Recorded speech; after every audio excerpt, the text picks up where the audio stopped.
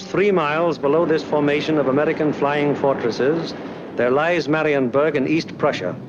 Up to this moment, one of the most important cogs in Germany's war machine. The specific target on which this lead bombardier is lining up his bomb sight is the Focke-Wulf 190 plant. Up to this instant, this aircraft factory has been accounting for almost 50% of Germany's total FW-190 fighter assembly. Bombs away. Tons of bombs rain down in a tight pattern of destruction. This, remember, is no area attack. It is an assault on one single target, and any bomb that falls outside that target has failed to achieve its purpose. The assembly of fighters in this Focke-Wulf factory has come to a sudden and violent end. To many, the bombing of Germany probably seems to be little more than a series of capricious adventures, one attack unconnected in any way with the one that preceded it or the one that will follow it. It is easy for the average citizen to envision the positions of ground armies because of maps like these, which make the positions of the contesting forces quite clear. It is harder to express so graphically the progress of a bombing program.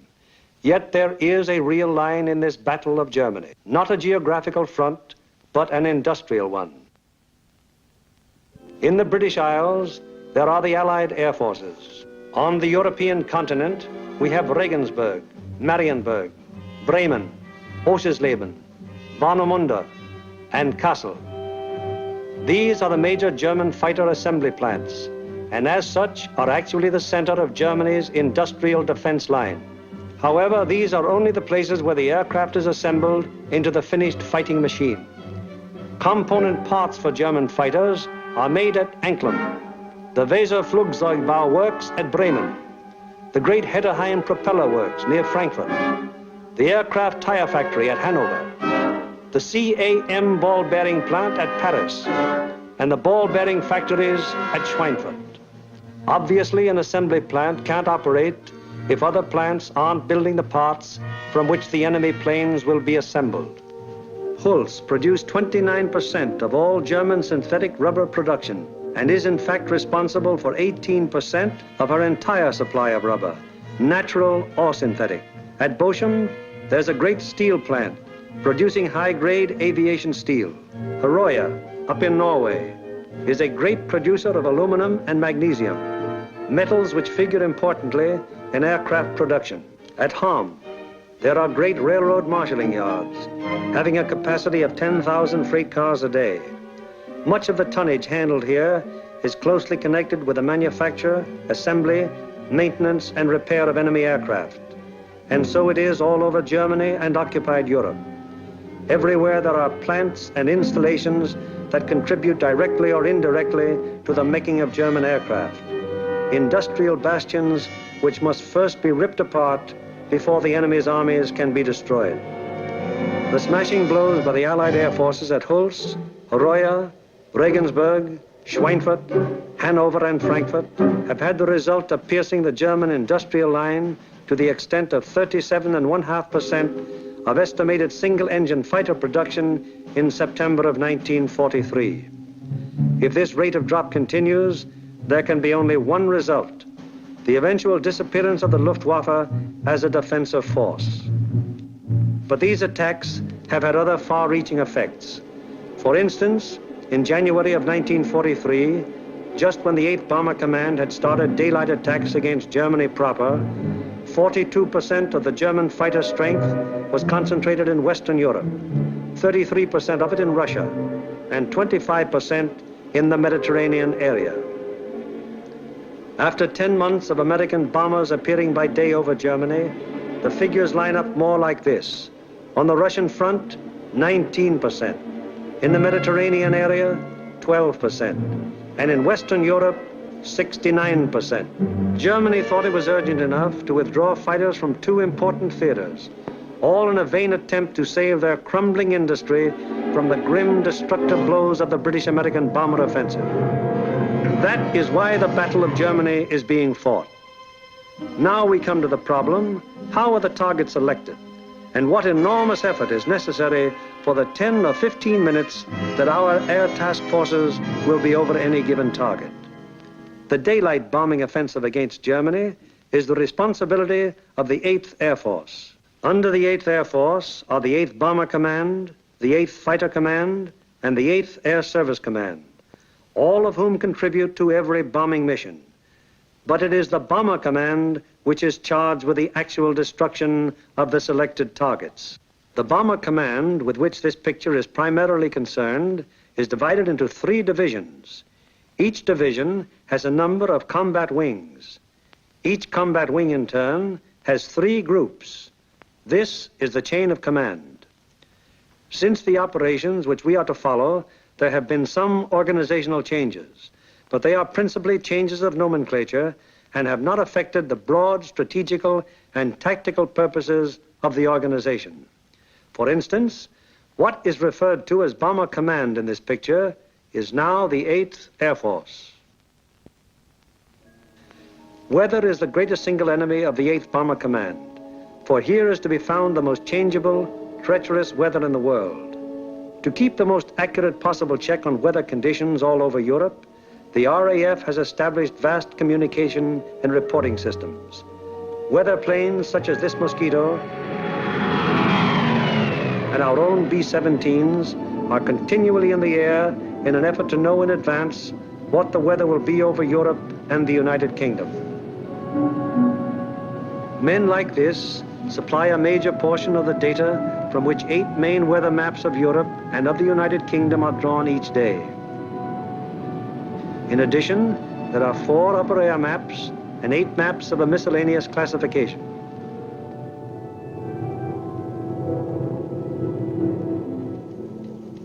In this room, all weather information is collected, coordinated by the RAF, and sent out by teletype to every responsible command.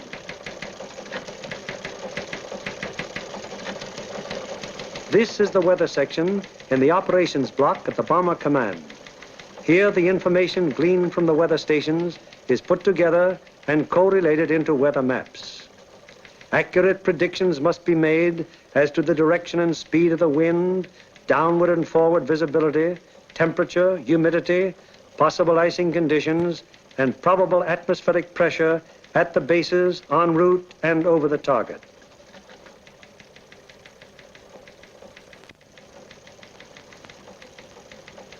Upon the findings made in this room will depend whether or not there will be an American bombing of a German target tomorrow. This is the operations room of the Bomber Command. Here is where the wheels are put in motion for any American bombing attack. Right now, the officers you see are waiting for the commanding general's morning conference. They are the A3, or operations officer, the operational intelligence officer, a weather officer, and other members of the staff.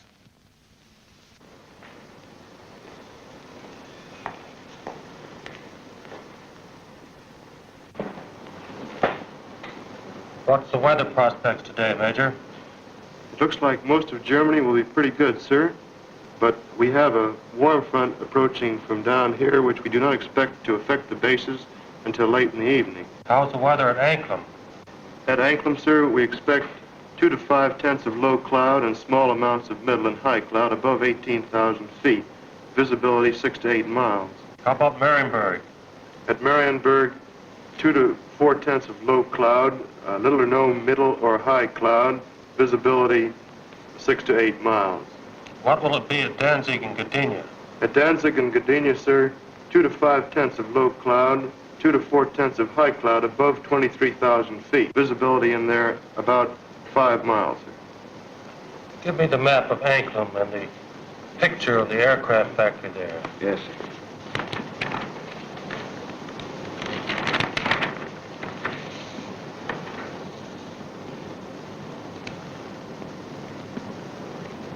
All right, Marienburg, the Focke-Wulf factory. Yes, sir.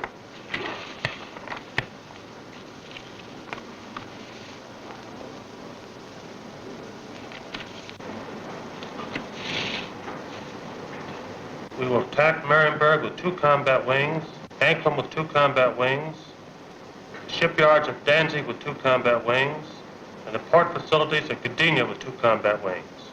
That will require a maximum effort.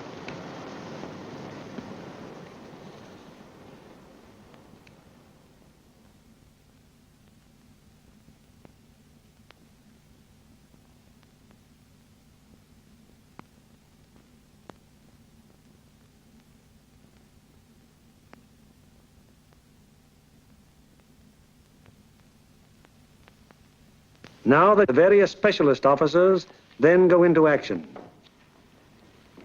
This is the operational intelligence section.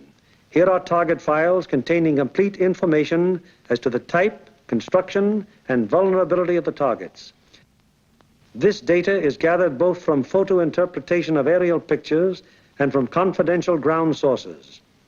On the basis of this information, the aiming point for the attack will be selected. The aiming point is a building or installation in the approximate center of the target.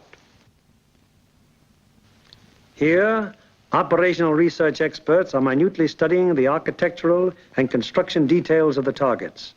It will be their duty to recommend, on the basis of studies previously made, the types of bombs and the proper fusing to accomplish the greatest possible destruction of the objective. These studies of the Arado factory at Anklam are immensely important, since the nose and tail fuses of the bomb can be adjusted to give varying degrees of delay between the time of initial impact and the explosion. For example, an improperly fused bomb would react something like this. Result: very superficial damage that may hardly even cause delay in production. On the other hand, here's what happens when a properly fused bomb strikes the same factory. Two bombs of exactly identical weight and explosive power have totally different effects because one was fused properly and the other was not. It is the responsibility of the operational research section to determine proper bomb fusing. Here, the commanding general and the operations officer are working out the overall planning of each of the missions with the staff bombardier, the staff navigator, and the flak officer. This is a complex business because of the multiple nature of the attack. We'll attack Anklam 1 hour before we attack the other targets. That should draw most of the German fighters on the Anklam force. The Anklam force is big enough to take care of itself. You mean along the same course, sir? No, send them a little south. They'll act as a better diversion. This would be the best place across the coast from the standpoint of pilotage. But, sir, the flak concentration at that point is quite heavy, the heaviest along the coast. We could rather move them a little further south, what the general suggests, and they would not run into flak difficulties at that point. How is that for the navigation viewpoint? That's a very good landfall, sir. All right, we'll cross at that point, and you adjust the flight times accordingly. Take care of it, Darrell. Yes. While this is going on, the various liaison officers stationed at Bomber Command headquarters are busy keeping their respective commands acquainted with the course of events. The closest liaison is maintained with both the RAF Fighter and Bomber Commands, the Royal Navy, the 8th Fighter Command, and the 9th Bomber Command. It is through these liaison officers that requests will be made for the necessary fighter support, diversionary effort by the medium bombers, air-sea rescue patrols, and so on. Officers at Fighter Command immediately look up plan number 2340 to find out what part the fighters are expected to play in the next day's operations. Similarly, the 9th Air Force is informed that Bomber Command intends to lay on plan number 2340. It will be the duty of the mediums to attack enemy airfields at a time that will cause maximum interference with German attempts to intercept the heavy bombers. Right now, weather officers are getting ready their forecast for the general's late afternoon conference, where final decisions will be made. Right in there as planned. Yeah, it should. Should be okay. Thanks. Good enough. In the bag.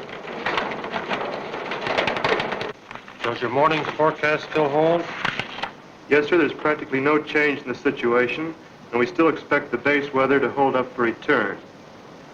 Send out the field order exactly as planned. Yes, sir. Get me the 1st, 2nd, and 3rd divisions on a conference call, please. Already with your conference call. Go ahead, please. Can you scramble?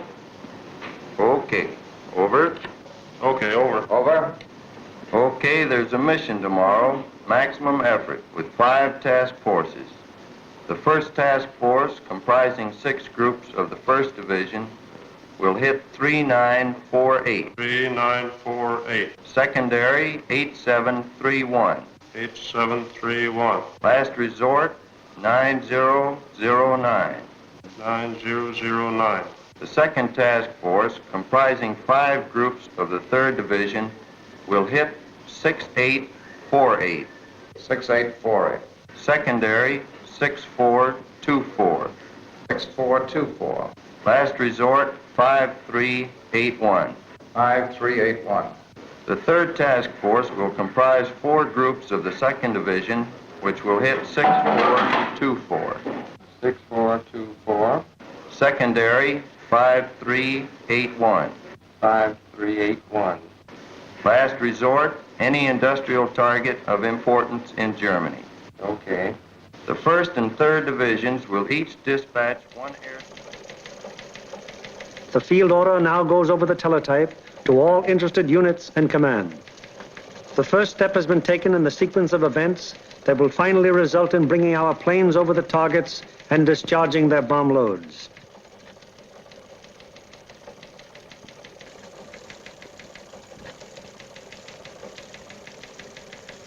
Command has conceived the mission and laid out general plans and routes. Division now plans in detail what command has ordered. The actual time of assembly of the various task forces is determined. The combat wings are assigned to their specific task forces, and the routes from assembly to rendezvous points and the target are charted. Many considerations go into the selection of the routes. Here is the commanding general of the 1st Division, which you will remember has 2 targets for tomorrow, Anklam and Gdynia. Control point here at 0 hour.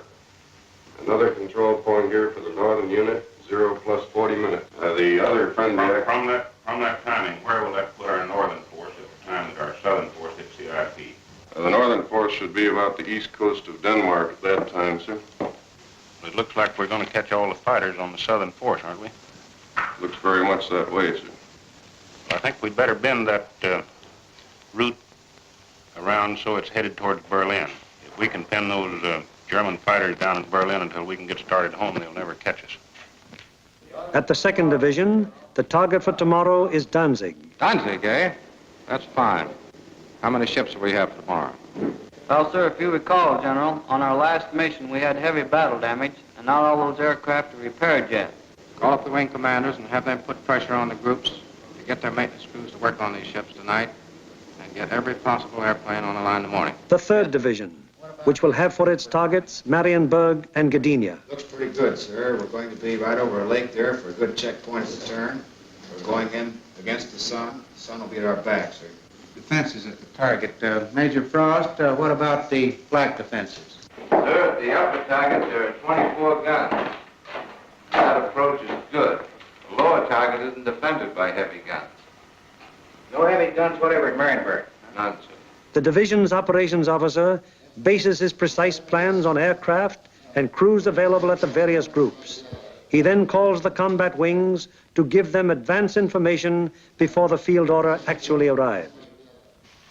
Operator, give me combat wings for conference, please. Okay. Bramble, over. Okay. Over. Over. For tomorrow, 1st Bomb Division will be called on for 2 task forces. 1st Task Force will be made up of 2 combat wings on targets 3948, 3948. 8731, 8731. last resort 9009. 9009. Lead group in this task force. Okay, ready to scramble? Over. Okay. Over. There'll be a mission tomorrow, and I want 2 groups from each combat wing. The target will be primary 6424. 6424. Secondary 5381. 5381. The last resort will be any industrial target of importance in Germany. Okay.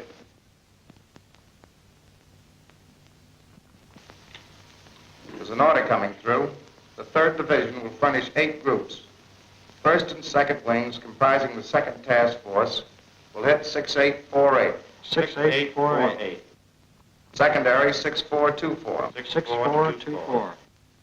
Last resort 5381. 5381. Last resort.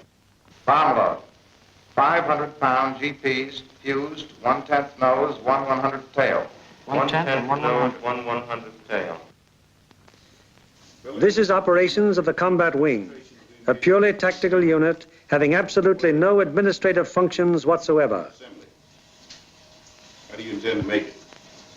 Sir, we'll assemble over Molesworth. Problems of takeoff and assembly are the particular specialized function of this organization. It is the primary business of the combat wing to get the airplanes of its group into the air at the proper times and to get them assembled once in the air. The field order requires that we provide the 2nd Combat Wing and the 2nd Air Task Force. 89th Group will lead, 81st Group will be high, and the 63rd Group will be low. That means that Colonel Whitten will lead the combat wing on this mission? That'll be fine. The Bomber Command has asked for a maximum effort. That means every available plane is to be gotten into the air. Ramsey, this field order has called for 3,100 gallons for the H's due to the distance. Now, they've called for maximum bomb load. How about that for the weight? I think we'd better put 8 bombs in the H's and 12 in the D's. That keeps us around 65,000 pounds. How about the CG? CG is well forward, and I think it'll work out very well because we're down low for a long period of time. All right, we'll have 8 in the H's and maximum in the D's. Most of the groups are going further than an American bomber has gone before. Combat wings must work out precisely the maximum bomb load in relation to the required gas load. Decisions made in this and other matters are added to the division's field order and passed on to the groups, the ultimate tactical unit, to the men who get the planes in the air and fly the mission. On the basis of the alert telephoned down to the group by the combat wing, the various agencies necessary to get the planes airborne on their mission wheel into action. Intelligence, operations, weather, signals, group navigators and bombardiers have the grave responsibility of passing on and making clear to the combat crews the vital target and route information furnished by Bomber Command and Bomb Division. The proper information folders, maps, weather maps and charts, and photographs have to be selected by the various group officers, and then the information therein passed on to the crews. In dispersal areas, ground crews are getting their planes in condition to fly the mission. The normal work of keeping an airplane fit for operation is enormous, even in peacetime. When you add to this already great job the element of battle damage, the problem becomes gigantic.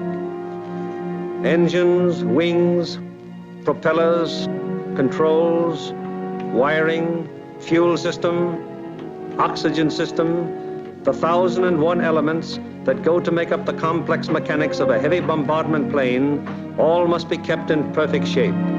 The failure of any one of them on a mission can easily mean the loss of the plane and its personnel, or at best, such a failure will cause the plane to abort. That is, return to its base without having reached the target. It was originally estimated that about 37.5% of planes on hand would be effective at one time. However, the maintenance and repair has been so magnificently performed that sometimes up to 50% of planes on hand have been effective.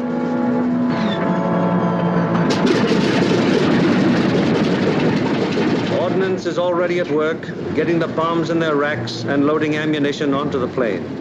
These are 100-pound incendiaries.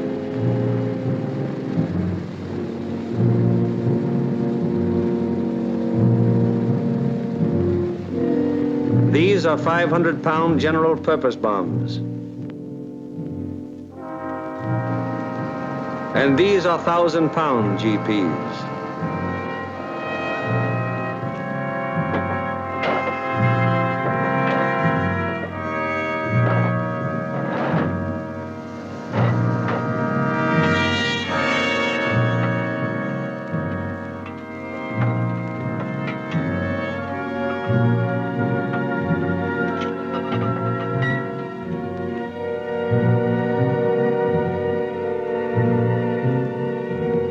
The bombs have to be placed in their racks very carefully. one bomb sticking in its rack through careless placement might make a whole mission useless so far as that individual plane goes.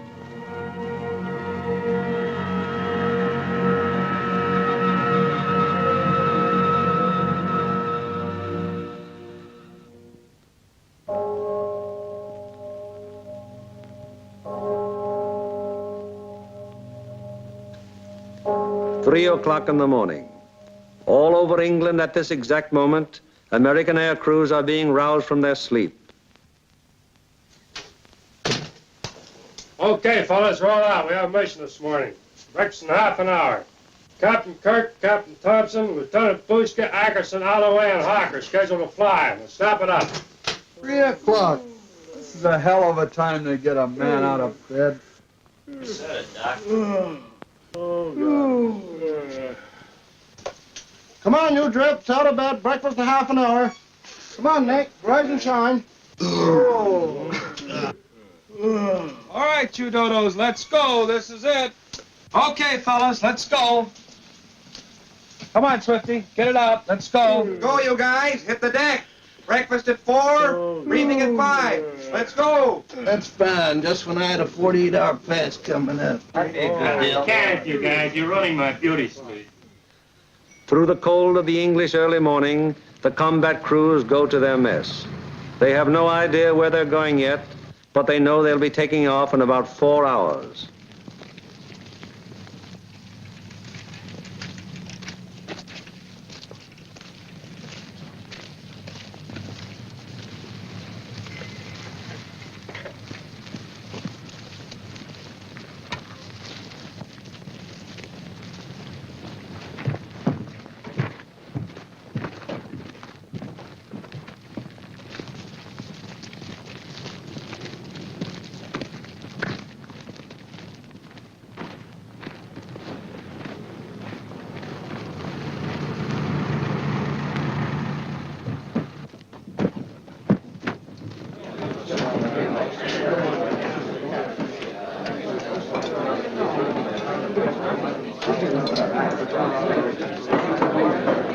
Well, boys, I wonder where we'll be today.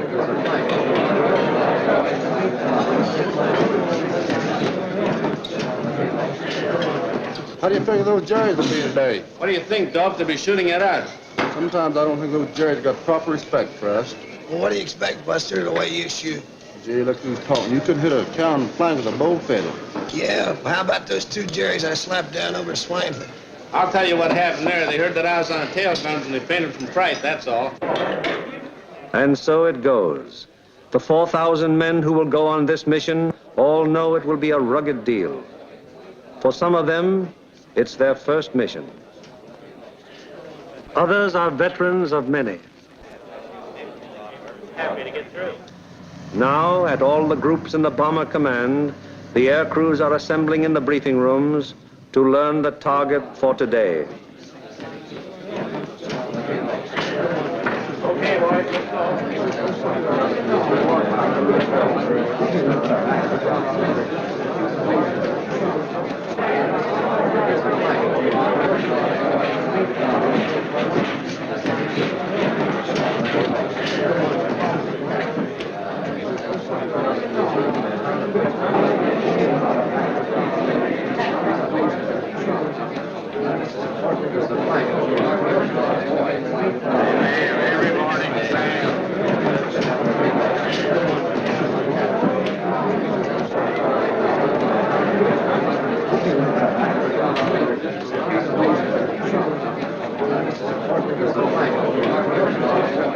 This is the briefing room of the 303rd Group. Here in a few minutes, the nature, locale, and route of today's mission will be made known to the men who fly it.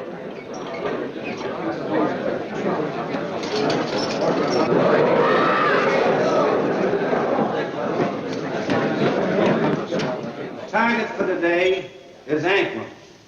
Specifically, you are to destroy the Arado factory. This plant manufactures aircraft components, principally wing and tail assemblies for the Focke-Wulf 190. The parts are then shipped to New Brandenburg for assembly. I cannot stress upon you too much the importance of this target. If it is successfully destroyed, it will have a very serious effect on Germany's aircraft production. Lights, please.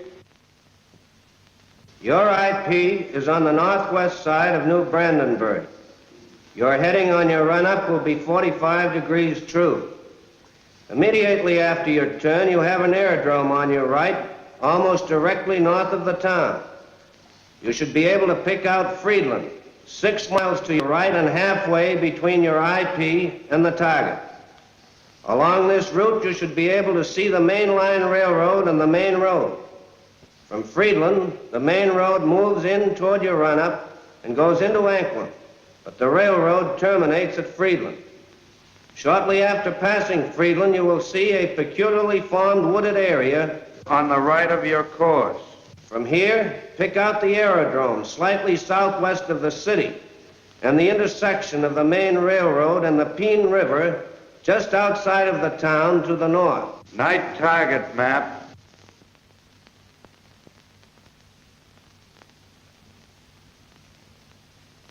Your target is across the railroad, beyond the town, in the area formed by the bend of the river. And now a picture of the target.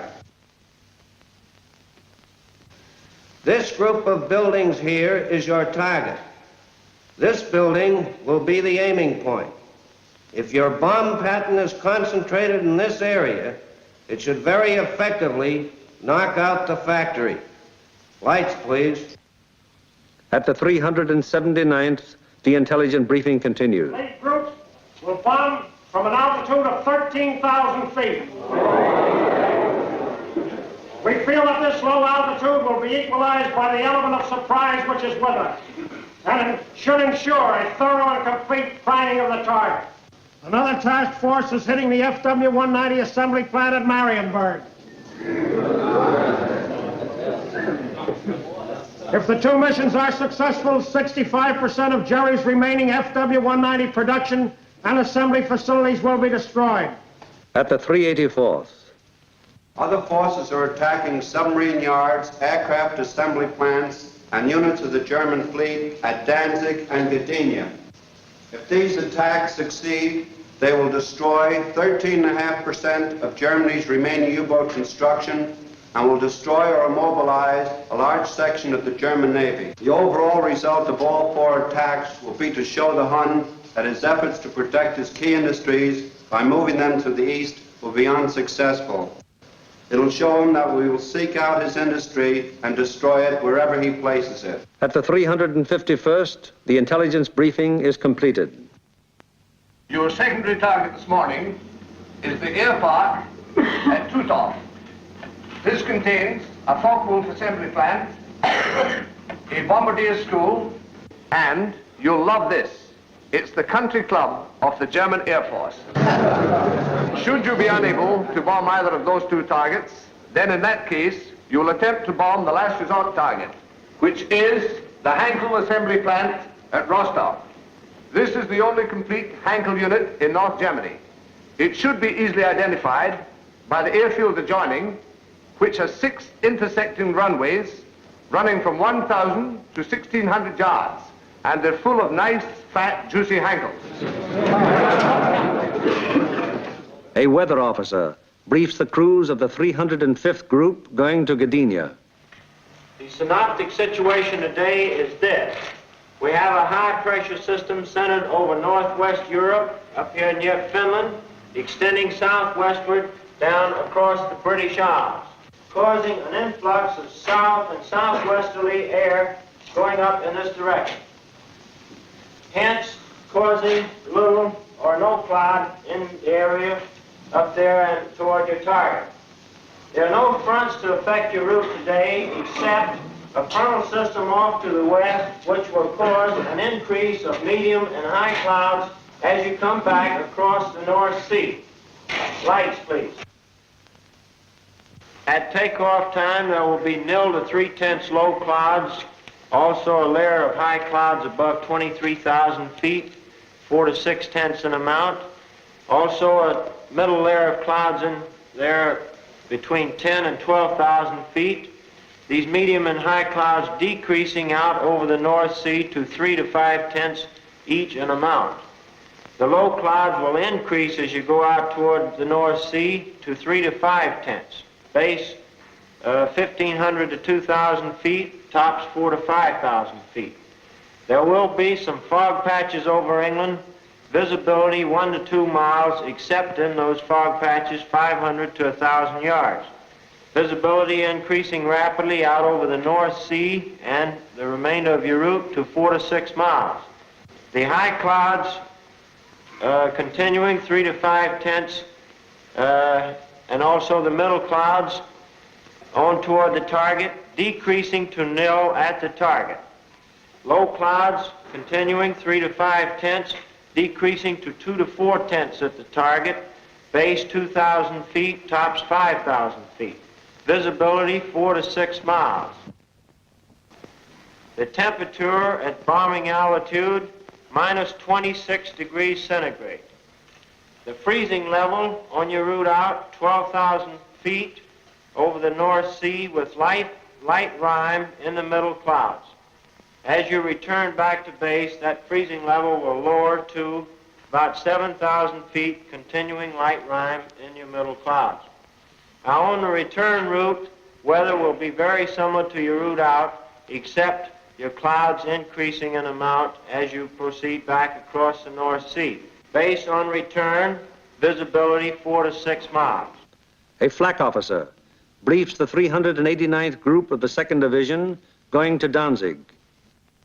Gentlemen, this morning, because we are going to cross the Danish coast at such a relatively low altitude, we've planned the route so as to avoid as much flak as possible. At any rate, any flak that you do encounter will be merely a deterrent in nature. However, you can expect heavy flak batteries at a place where we make landfall here at Namindegab, about a mile south of Kursk. Also, there are known to be other heavy batteries 8 miles south of Kursk, there on the coast at Hem. Other batteries are known to be located here at Korsor, 20 miles south of Kursk, on the island of Skellum. From then on to the target, you will have very little flak. Now, while you're crossing the coast and when you're over aerodromes and cities in Denmark, you are advised to take evasive action. Now then, when you get to the target itself, your anti-aircraft fire from the ground will be known to be supported by fire from naval units. Now, for those of you who have never been fired on by a naval unit, I want to add that naval units can put up a hell of an intense barrage, and you want to look out for it. An operations officer briefs the crews of the 94th Group of the 3rd Division. This group is leading a formation to Mariensburg today. The 880th will be high group and the 764th will be low group. Bomb load of each ship will be 3 1,000-pounders, use 1/10 nose and 1/100th tail. Get that, bombardiers. You'll also carry 5 M47A incendiaries. You'll have full Tokyos, 1,000 gallons extra. Takeoff will be normal, assembly 1,000 feet over the field. After takeoff and assembly, proceed up this line to this point. This will be your combat wing assembly line. You'll leave the coast at this point here, that's Splasher 15. Let's not have any stooging around over England, it's a long haul. The 57th Combat Wing will follow us today at a 3-mile interval. Now to the 95th Group. B-26s will be hitting the Lille area and the lowland at approximately 0 hour minus 40 minutes. One group of P-47s will strike the Warden area and join us for escort on the way out, joining us at approximately this point here. All other forces are using approximately the same route today. Just one point, and that's that the Anklam force will probably pass us coming out as we're on our way in. You should see plenty of air activity. Let's hope that most of it is ours. The climb will commence at the English coast, climbing at 150 miles an hour, 100 feet per minute. We should reach bombing altitude approximately at the Danish coast, and under no circumstances should the Danish coast be crossed at less than 12,000 feet. We will drain Tokyos as soon as possible.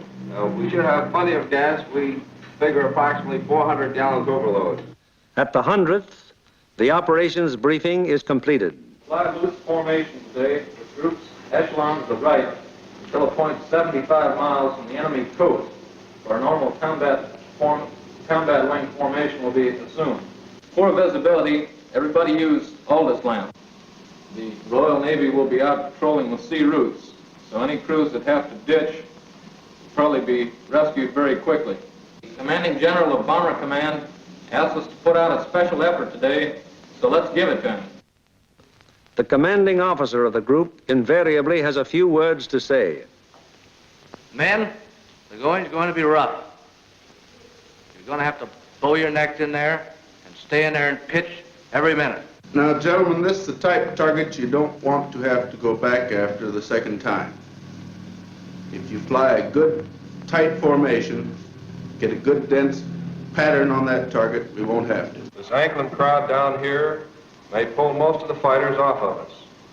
However, that's just a guess. So particularly for you gunners, you've got to be on the ball from the Danish coast onto the target. Flak will be heavy, probably accurate, but you've been through worse before. Remember that your biggest enemy is still the single-engine fighter plane. Now, you bombardiers, take your time in going in on your releases. And don't allow the flak to worry you. It's merely to break up your formation. Now, if you get in any trouble up in this area, remember you can always board Sweden. Get on, it's a neutral country. And it's close over there. Could be rough. Don't think it'll be too bad. And whether it's easy or rough, I'll be sitting out in front, taking the whole works in. The main briefing over, the pilots, navigators, bombardiers, radio operators, gunners receive separate specialized briefings. These briefings are very technical and very thorough, and are held so that every member of the combat crew will understand exactly what he can expect and what is expected of him. Any lack of thoroughness here might very well result in the failure of a mission. As dawn breaks over the English countryside, it finds the ground crews still working grimly in an effort to get every plane in the air that is scheduled to be dispatched.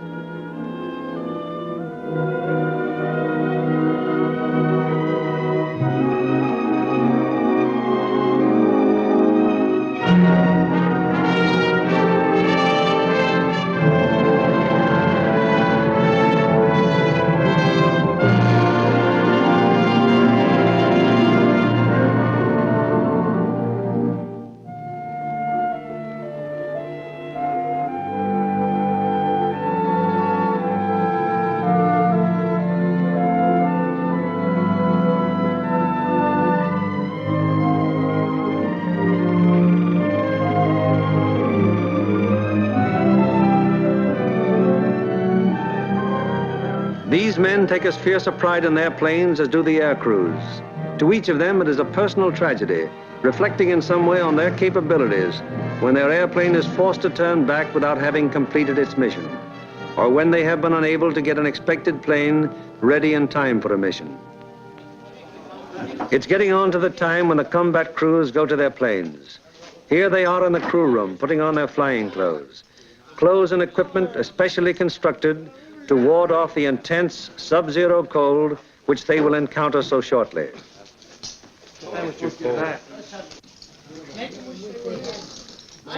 All air crew members receive escape kits containing equipment that will help them get back to safety if they are forced down in Germany or in occupied territory. The pilots, co-pilots, navigators and bombardiers are also issued battle folders containing the maps which will be of such vital importance to them in the prosecution of the mission. The men turn in all personal papers and valuables, which might serve to give the enemy information in case of capture.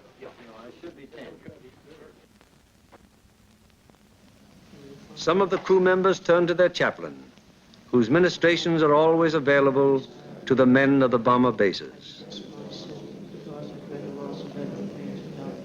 Most of all, it is the upcoming being of my God, for all who are concerned with all my love.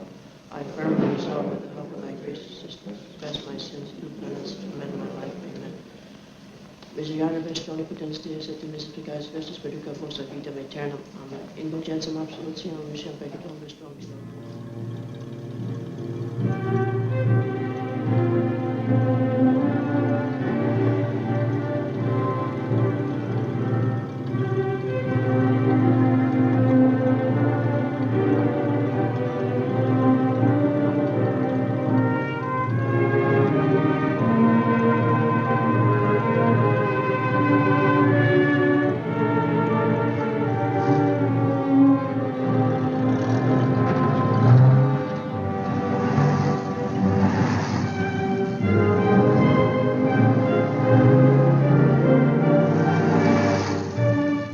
So changeable is the weather in the European theater that sometimes widely varying conditions will be found on fields only a few miles from each other.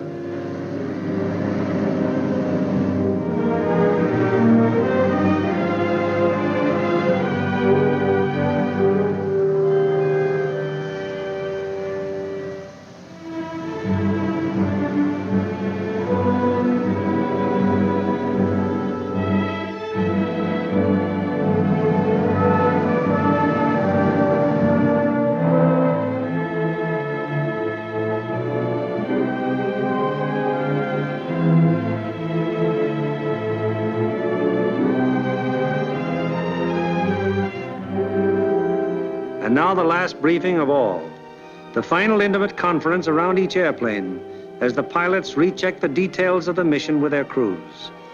Crew members have ceased to exist as individuals.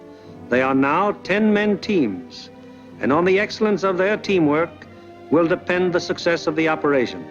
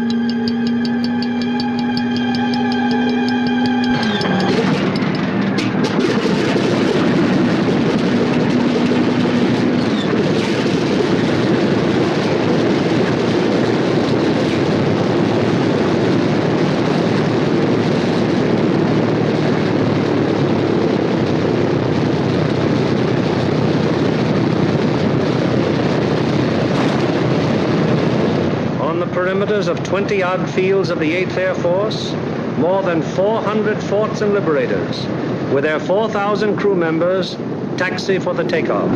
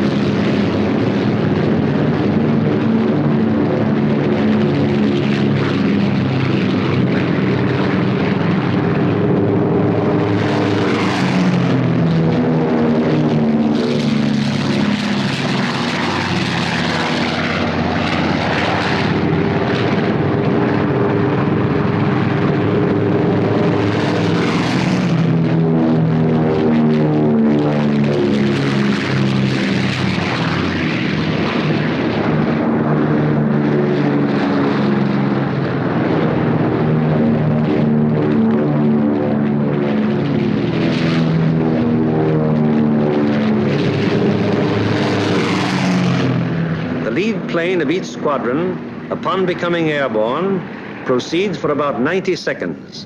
It banks sharply to indicate its turning point, then goes into a slow left turn. Each successive plane in the element turns as soon as the pilot sees the plane in front of him turn. The element of 3 planes levels off at 1,000 feet and returns parallel to the takeoff runway at a distance of about 2 miles. Here the elements start to assemble into squadrons of 6. Continuing to circle the field, the squadrons then go to 2,000 feet, where the group assembly takes place. This accomplished, the group now moves on to the combat wing assembly point. Here is how the group stacks up from the side. The group has a depth of 850 feet. This is how the group looks from above. In the lead squadron, the second element is flown with the nose of the leader slightly behind and to the right of the right wing aircraft, first element. The lead plane of the high squadron flies even with the lead plane, second element, lead squadron. The second element of the high squadron flies with the leader's nose just behind and to the left of the left wing aircraft, first element. Here is the group as an enemy fighter pilot sees it, from head on.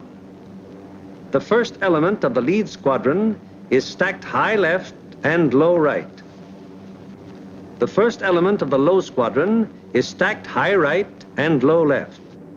Likewise, the first element of the high squadron is stacked high right and low left.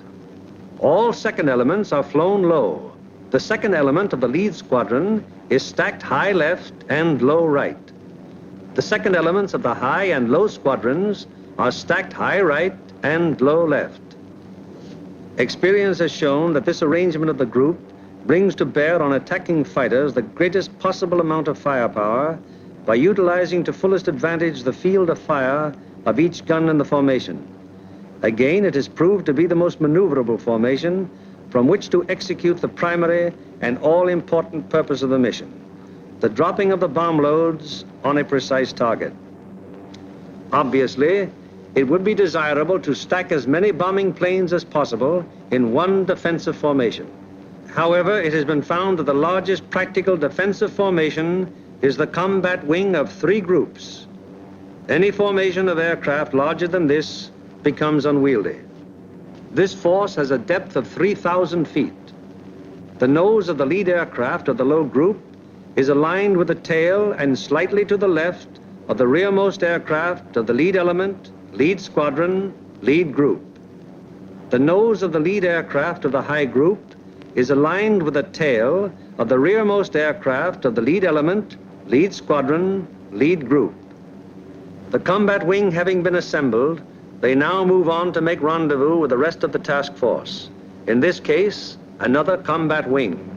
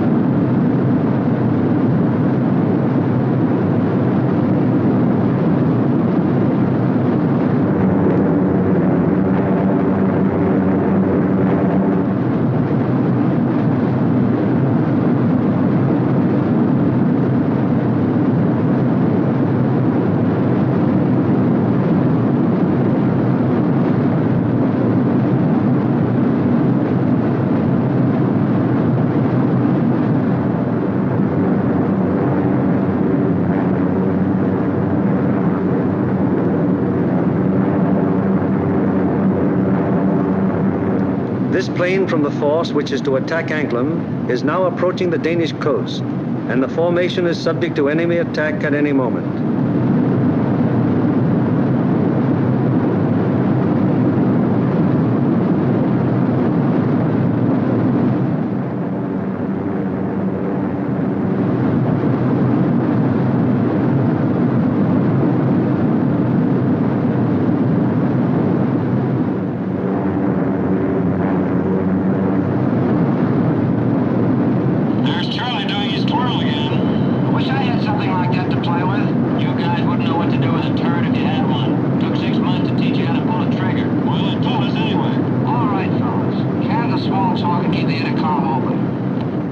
It is now 10:30 hours, and Denmark has been penetrated to some distance without any great opposition as yet.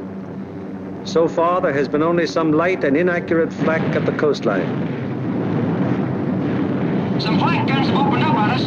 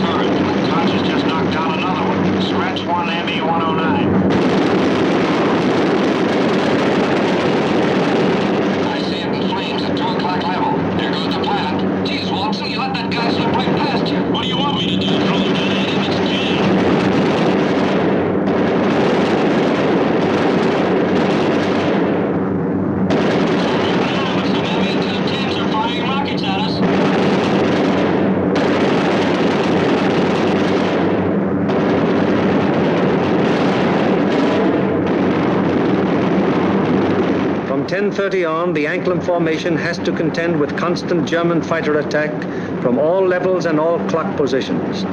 During this time, the gunners aboard the fortresses knock down fighter after fighter. However, the gunnery of the forts, no matter how sensational it may be, is only to ensure the successful performance of the mission. It is not the job or purpose of forts or liberators to seek out action with enemy fighters. They merely defend themselves against enemy fighter attack so that they can destroy their target and bring their crews back safely to their home bases.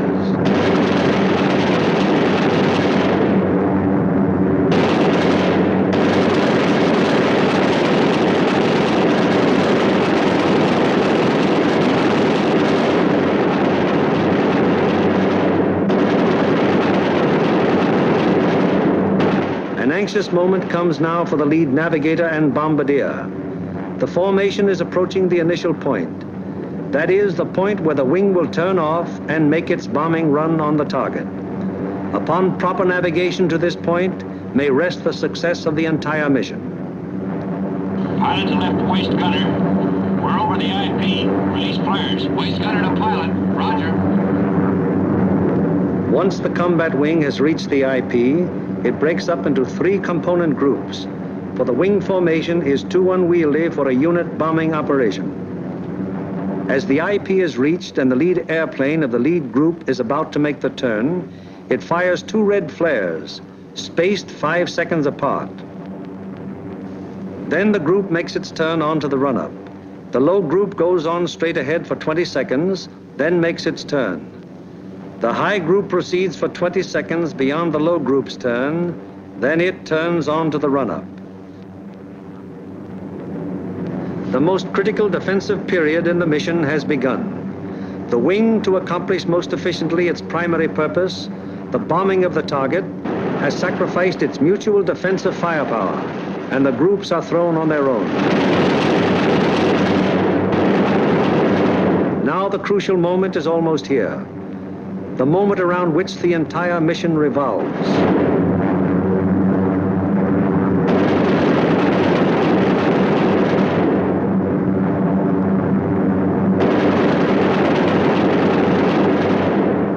Pilot to Bombardier. Your ship. Bombardier to pilot. Roger.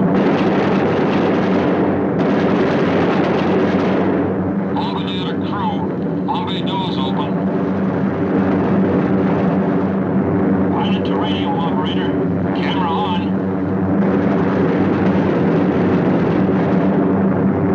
The bomb bay doors open. The group is committed to its attack. No evasive action may be taken until the bombs are away. And at this time, the formation is most vulnerable to attack, both from flak and enemy fighters.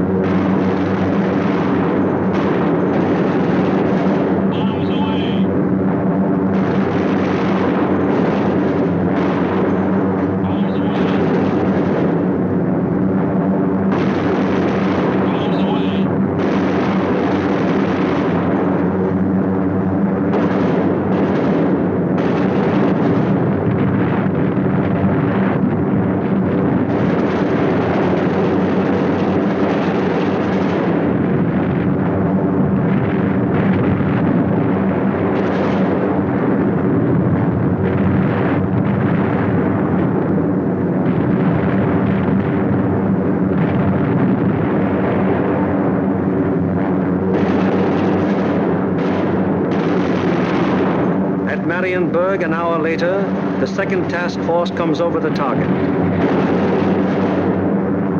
Bombs away.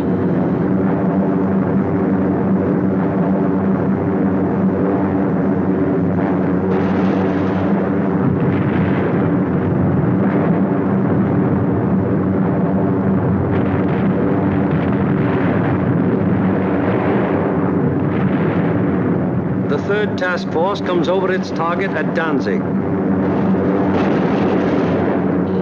Bombs away.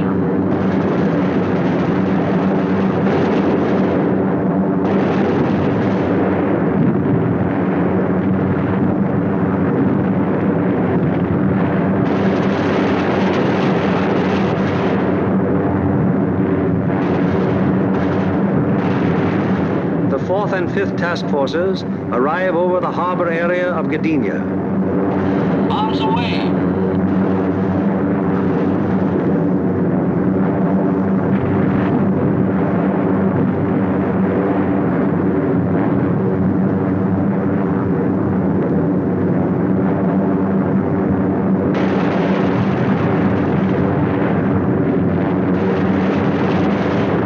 Bombs away on primary at 1142 hours.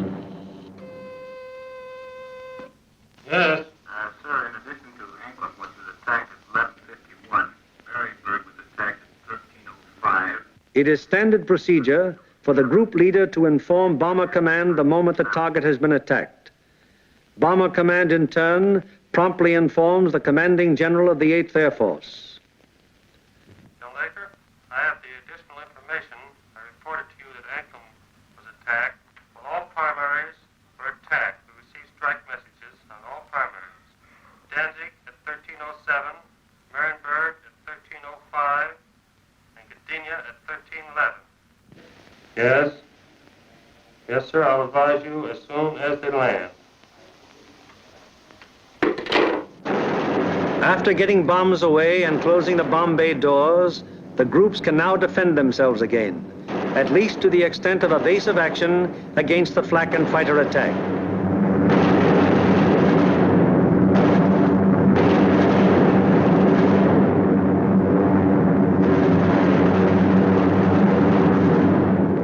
The lead group flies a straight course for 15 seconds before turning off to the rally point.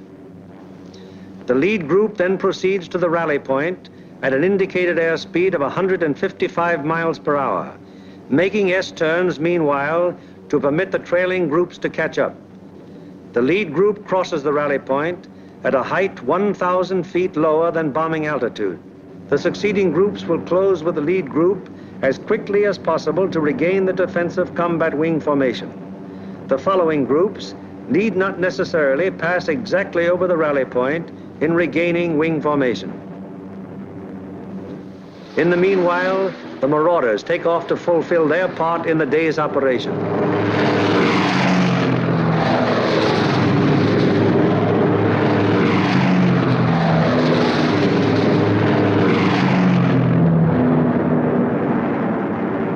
They bomb the aerodrome at Woensdrecht, one of the most important of the enemy's fighter bases.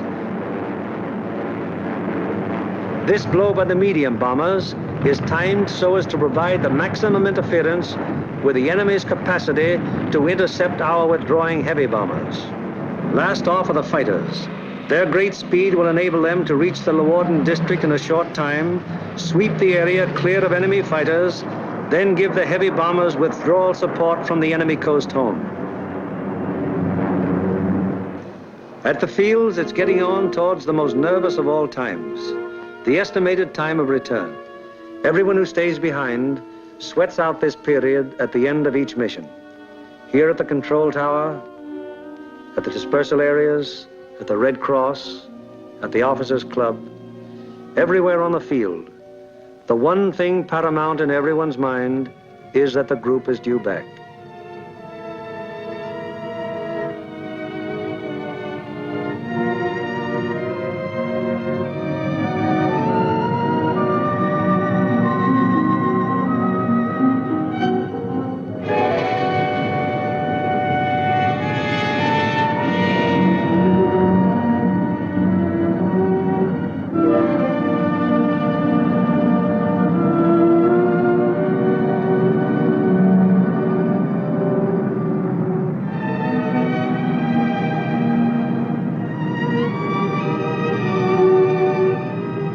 Went out to attack the target. How many have returned? 1, 2, 3, 4, 5, 15, 16, 17, 18. 18 dispatched, 18 returned. 23 dispatched,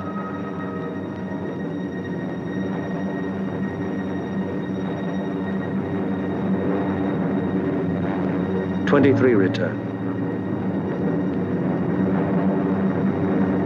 However, there are other groups which weren't so fortunate. 18 dispatched, 17 returned.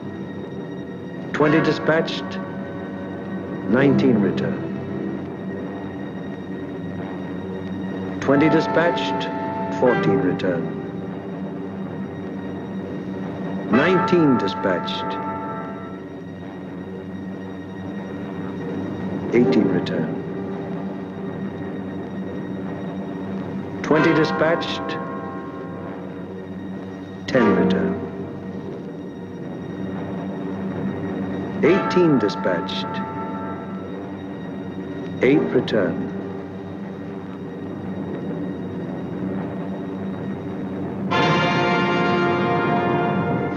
Flares dropped from aircraft signal the presence of wounded aboard. These airplanes are given priority in landing.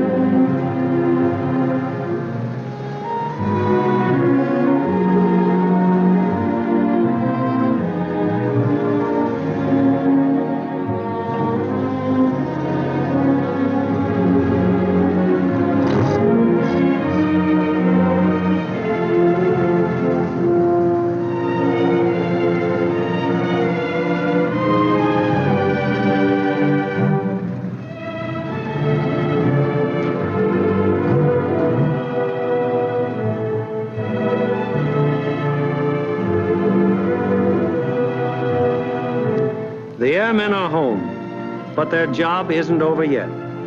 Before they can go to their billets for a well-earned rest, they must first undergo one of the most important phases of any mission, interrogation. It is highly important to question the crews at the first possible moment after the mission, while their impressions and memories are still fresh.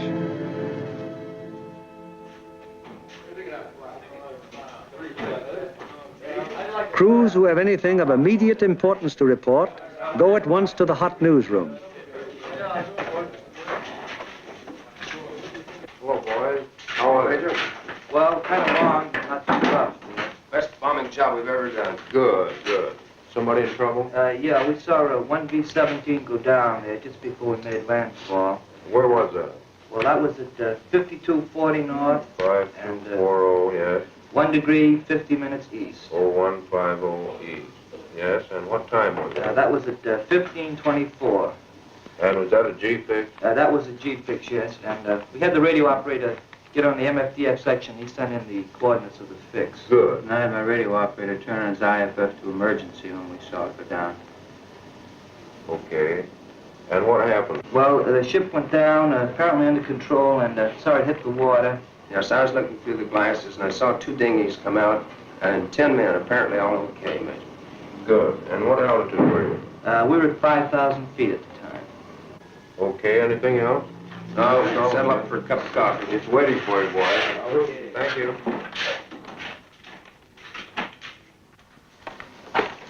Third division, please.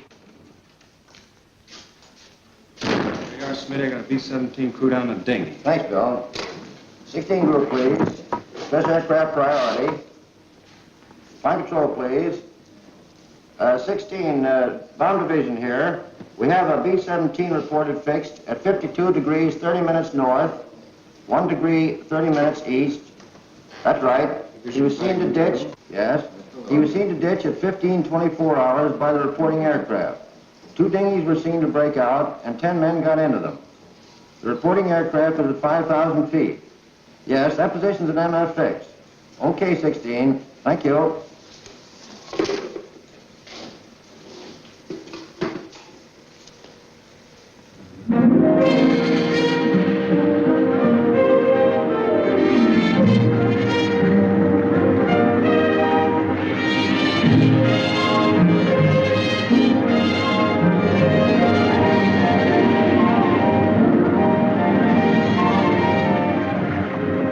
In one way or another, scores of our crews are saved by air-sea rescue from the English Channel and the North Sea and returned to combat service. Aside from human values, a trained fortress crew is even more valuable than the plane they man. And the work of the Air-Sea Rescue Unit has been of enormous value to the 8th Air Force. The hungry crews are fed enough to hold them until they can be interrogated and get to their regular chow. These men are from the groups that went to Anklam. What time did you go over the target? At 11:43 hours. We went in at 12,000 feet. Did you get your bombs on the target? Yeah. What about enemy fighter opposition? Well, that's something we consider not discussed. Really? Well, let's get some of the details. Where did it begin, Paul? Well, they first jumped us at 10:30 there just off the Danish coast. And how long did the attack continue? They stayed with us to the target and until 13:27. Then at 13:45, we had another group attack and stayed until 14:05. We had a couple more attacks, and the last one was at 15:26, just off the Danish coast coming out. And about how many enemy fighters did you see? Well, I don't know how many of them might have been repeated, but I saw 60 or 70 myself. I couldn't keep track of them, sir, but I counted about 65.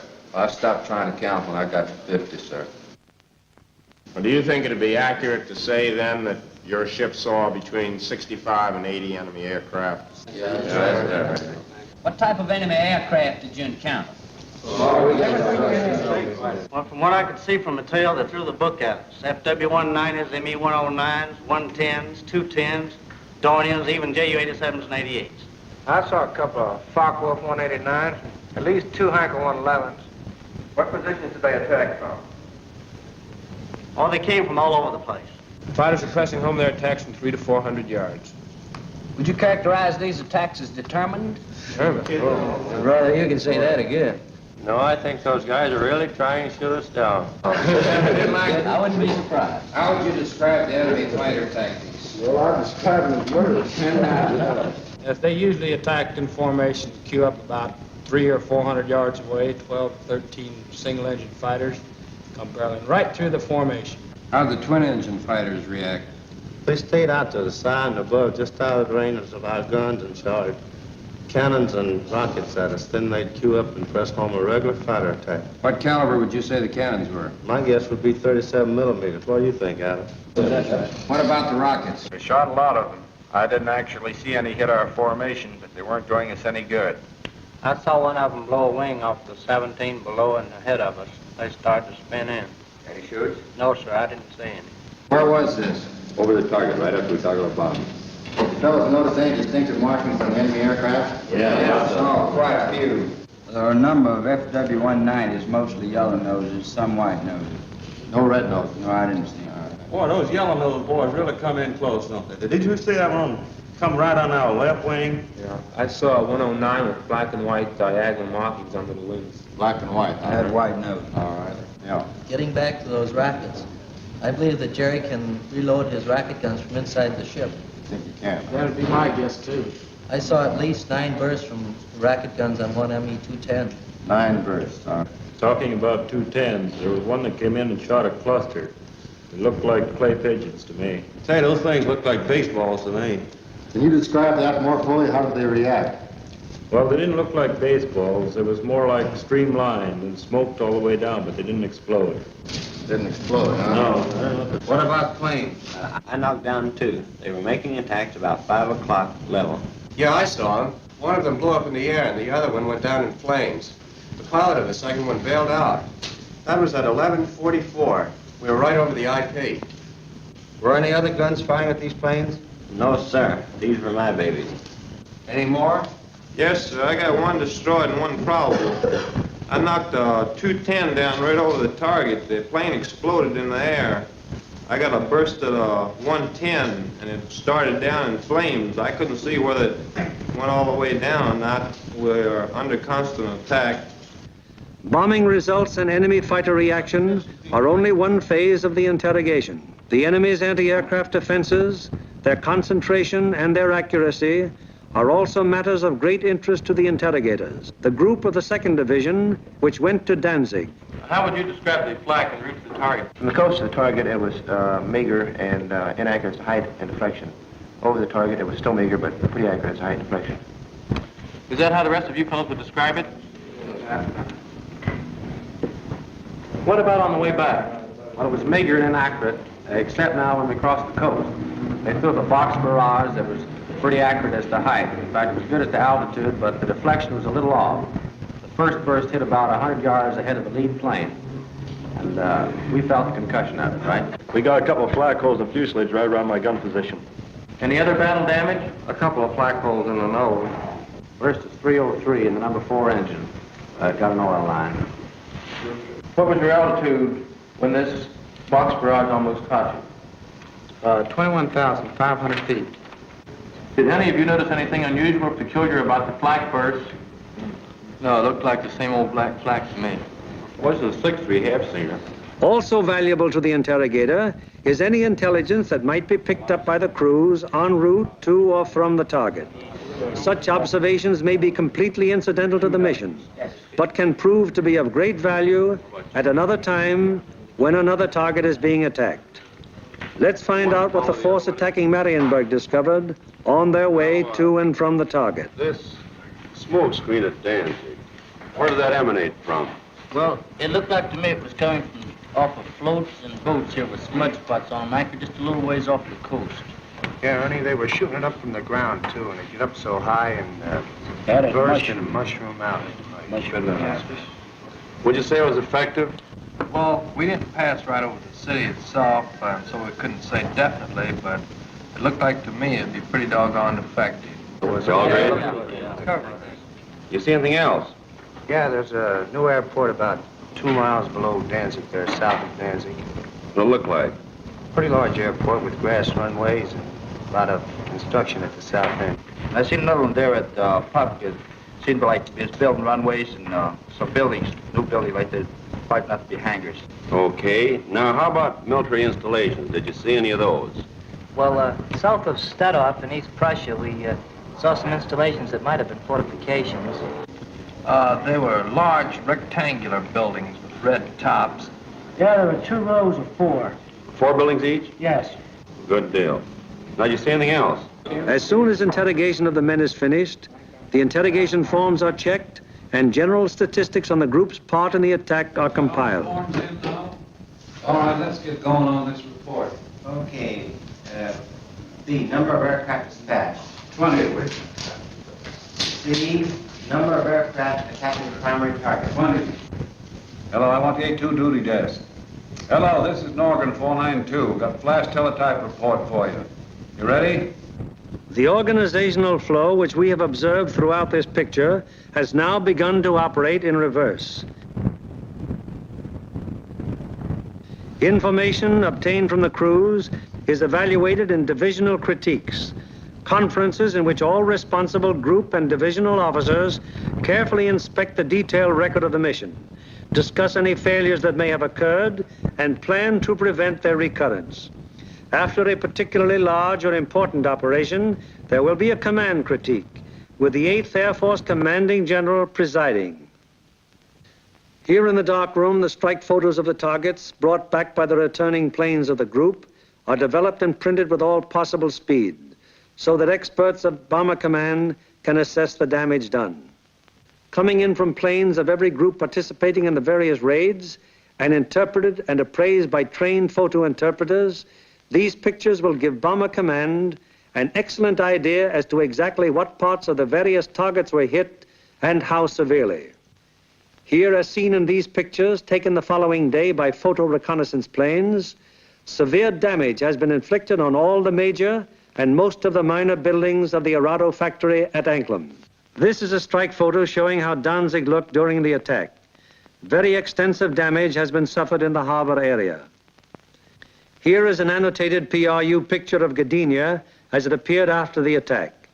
A near miss is seen on the liner Deutschland type. The transatlantic liner Stuttgart does not appear in this picture, although she was seen afire and in the hands of tugboats immediately after the attack, as these strike photos reveal. Aside from the Stuttgart, several ships in the South Basin have been sunk or damaged, including the liner Oceania. Shore engines are also heavily hit. At Marienburg, the PRU photo discloses that the damage was exceptionally severe, almost every building having been destroyed or seriously affected. General Arnold has characterized this attack as the greatest example of precision bombing on record. Other targets will be as thoroughly destroyed.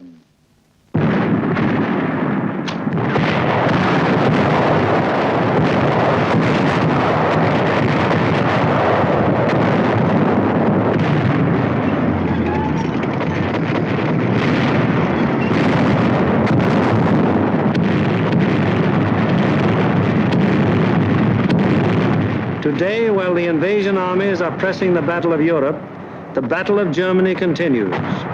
Day by day, whenever weather permits, heavy bombers roar out over the heads of the advancing ground forces, blasting away systematically at vital industrial installations hundreds of miles to the rear of the enemy lines. Now, in contrast to earlier days of strategic bombing, when forts and liberators fought their way alone, fleets of long-range fighters, Mustangs, Thunderbolts, Lightnings, convoy the big bombers all the way to their targets, targets which may be anywhere in German-occupied Europe. The flood of supplies, so necessary to the survival of an army or a nation, synthetic rubber, steel, food, fuel, textiles, this flood is gradually being reduced to a trickle. And finally, even this thin, inadequate stream will die away. Then the German armies in the field and the German workers on the home front will have no food for their stomachs, no clothing for their bodies, no metals for their machines, and no fuel with which to run them. Then the Battle of Germany will be won, and with it, the Battle of Europe.